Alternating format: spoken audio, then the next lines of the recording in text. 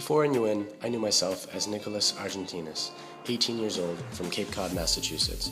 I knew my likes, dislikes, passions, etc., but never did I give a second thought as to what kind of person I would be in a whole new environment half the rest of the world. Now I am globally aware, cultured, and more open-minded than before. This is the story of how I became the person I am today through the lessons I learned spending 3 months in Thessaloniki, Greece. Upon my acceptance to Northeastern University, I was thrilled. No, wait, it says here I have to leave the country for 3 months. Oh. Everybody told me that I was boldly considerate, and always mentioned the word crazy when I ultimately told them that I was going to do it. I did decide to do it once my desire to attend Northeastern overcame my fears of leaving home.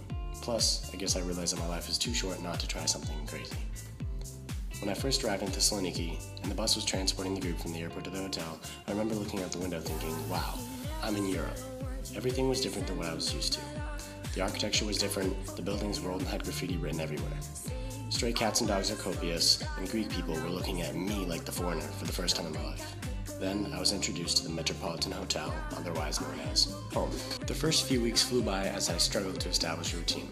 There were so many things I had to do, like buying books and understanding my class syllabi, signing up for excursions, unpacking, and getting settled. Before getting into the swing of things with my classes, I had time to make friends and explore Thessaloniki. Thankfully, I found the squad.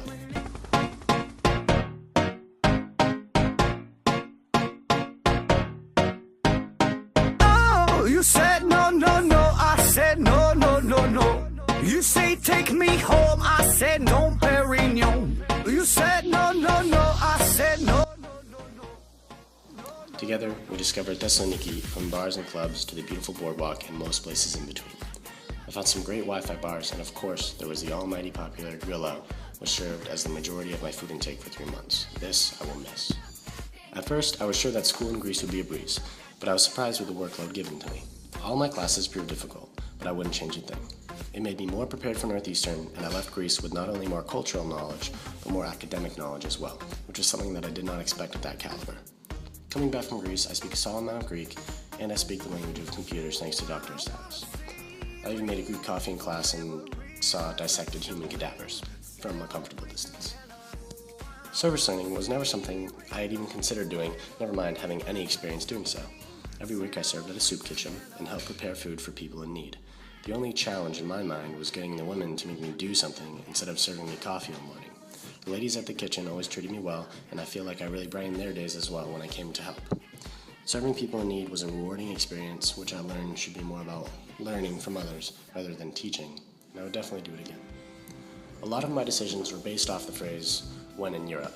With that being said, I knew that I wanted to capitalize on any trips I could possibly take and any experiences I could find. We took a trip to the beautiful beach town of Halkidiki to start. As I sat on the beach smoking my Cuban cigar and gazing out at the ocean waves glistening in the sun, I got the chance to enjoy the scenery for what it is. I also traveled to the tombs of Virginia and saw some truly fantastic historical items. During the fall break, my friends and I visited Crete. We were on our own, without NUin staff guiding us. It was one of the most liberating times in my life. I must say that I have never had better food than I had during my NUin experience. I also got to feel the hypothermic November waters of Mount Olympus when I went canyoning, and later balanced that out by visiting the Pozar hot springs.